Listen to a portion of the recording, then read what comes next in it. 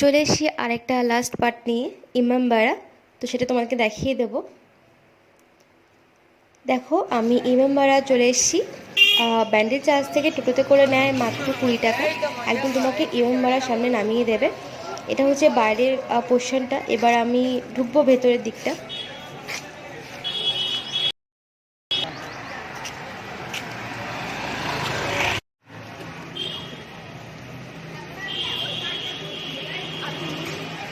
চলো,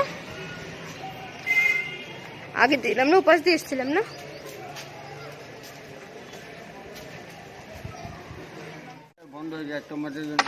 আগে যখন এখানে এসেছিলাম আমরা, তখন কোনো টিকিট এখানে কাটতে হয়নি আমাদেরকে। এখন 10 টাকা করে টিকিট নিচ্ছে। এখানে দেখো কতগুলো ছবি আছে, সমস্ত কিছু দেখানোর জিনিস। তোমাদেরকে সব কিছু আমি দেখাবো, তার জন্য পুরো ভিডিওটি দেখতে হবে। তো চলো, প্রথমে দেখে নাও ঘড়িটা। একদম উঁচুতে আছে। এটা কটা সিঁড়ি আছে মানে ওপরে যাওয়া যায়। ওপরে আমরা অবশ্যই যাব। এখানে মানে 200 কাছাকাছি মতো সিঁড়ি আছে। আর ওই যে দেখো সোজা দেখতে পাচ্ছ, যেখানে সবাই নামাজ পড়ে বা সবাই প্রার্থনা করে, সেখানে ভেতর পোর্শনে কোনো ভিডিও করতে দেয় না বা ছবি তোলা নিষিদ্ধ। তাই আমি ভেতরটা ছবি তোমার দেখাতে পারিনি আমি। আর দেখো জলের উপর যে ছায়াটা পড়েছে, অপূর্ব দেখতে লাগছে। তোমরা যদি এখানে একবার যাও, তোমরা বলবে আমরা এখানে বারবার যাব। এত সুন্দরই জায়গাগুলো, মানে দেখার প্রচুর রকমের জিনিস আছে। এবার দেখতে যাব আমরা ঘড়ি, যে ঘড়ির সাহায্যে সূর্যের আলো পড়লে কটা বাজে সেটা বোঝা যায়। তো একটা ছবি তুলে চলে আসছি, দেখুন চলে আসবে একটা ছবি তুলে। একদম নিচে যাবে না, এখানে না না না না যাচ্ছে না। দেখো, সব কিছু তো একটা নিয়ম থাকে। এখানে 5টার মধ্যে বন্ধ করে দেয়। এবার তুমি যদি দেরি করে আসো, তাহলে সেখানে তো ওদের কিছু করার থাকে না। তো এই দেখো ঘড়িটা, মানে এটার সাহায্যে কটা বাজে, মানে সূর্যের আলো যেরকম পড়ে সেরকমভাবে বোঝা যায় কটা বাজে। বেশ সুন্দর একটা জিনিস।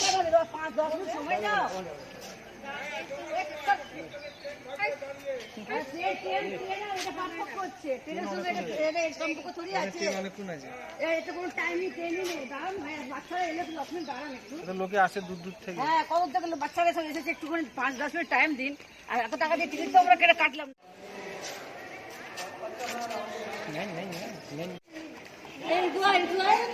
এবার আমরা যাব সেই ওপরটা, তোমাদেরকে বলেছিলাম ওপরে যাব। কিন্তু প্রথম দিন আমি যখন গেছিলাম, তখন দেখলাম মানে একা ছিলাম একদম, মানে প্রচণ্ড অন্ধকার আর ভীষণ ভয়ও লাগছিলো। তো এই দিন দেখলাম প্রচুর আমার আগে অনেকগুলো বোনেরা, একটা কিন্তু কাকি যাচ্ছিলো, তো জন্য ভয়টা করেনি। কিন্তু একটু অন্ধকার ছিল, ওই জন্য ফোনের লাইটটা জ্বালিয়ে তারপর যেতে হয়েছে। একটু দেখে সাইডটা। আর এখানে একটা নিয়ম আছে, দুদিক থেকে ওঠা যায়। একদিকে ছেলেরা উঠতে হয়, একদিক থেকে মেয়েরা উঠতে হয়। তো এটা খুব একটা ভালো সিস্টেম আছে। চলো তোমাদেরকে একদম ওপরে নিয়ে গিয়ে দেখাচ্ছি ওপরে আদৌ কি আছে।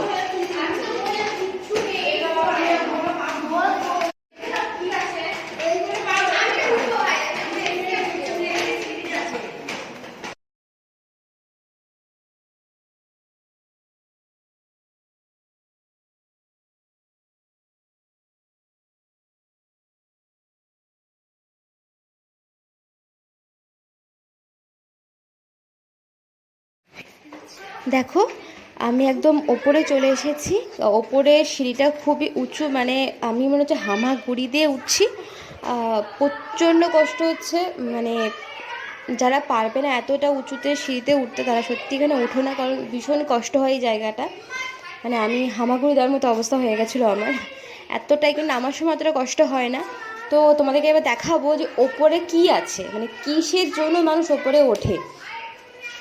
তো এখানে দেখলাম অনেক মানে ছোটো ছোটো বাচ্চারা এসছে, তারাও বলছে যে খুব কষ্ট হচ্ছে, সমস্যা হচ্ছে। তো এখানে তোমাদেরকে পুরোটা দেখাবো।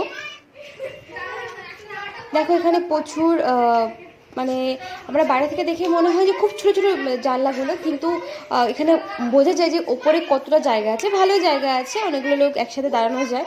আর বাইরে থেকে যে ছবিগুলো দেখতে লাগে, তা সত্যি বলছি অসাধারণ। মানে বাইরে থেকে ভিউটা এতটা সুন্দর, তা ভাষায় প্রকাশ করা যাবে না। তোমাকে দেখাচ্ছি ভিউটা, তোমরা নিজেরাই বলবে যে এত সুন্দর একটা ভিউ।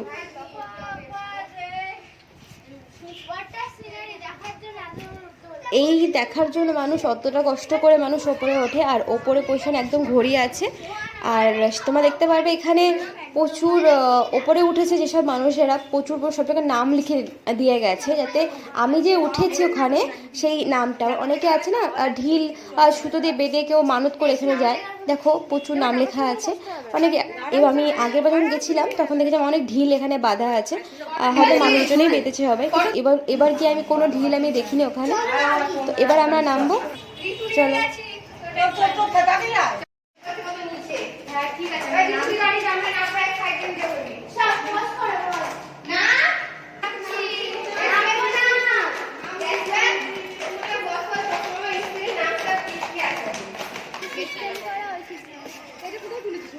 কষ্ট হয়ে গেছে, কষ্ট হয়ে গেছে কষ্ট হবে না কি? আশা করছি আজকের ভিডিও তোমার সবার খুব ভালো লেগেছে। যদি ভালো লেগে থাকে প্লিজ লাইক করো, শেয়ার করতে, সাবস্ক্রাইব করতে ভুলো না। আর তার সাথে বেল আইকনটা প্রেস করতে ভুলো না, যখন আমি কোনো ভিডিও আমি তোমাদেরকে দেবো তার নোটিফিকেশন সবার আগে তোমাদের কাছে পৌঁছে হয়। তাহলে আজকের মতো আসি, সবাইকে অসংখ্য ধন্যবাদ, সবাই খুব ভালো থেকো। আর আমার এটা রান্নার চ্যানেল, যার নাম sweet kitchen in my house, লিঙ্কটা আমি ডিসক্রিপশন বক্সে দিয়ে দেবো, চাইলে দেখে আসতে পারো। টাটা।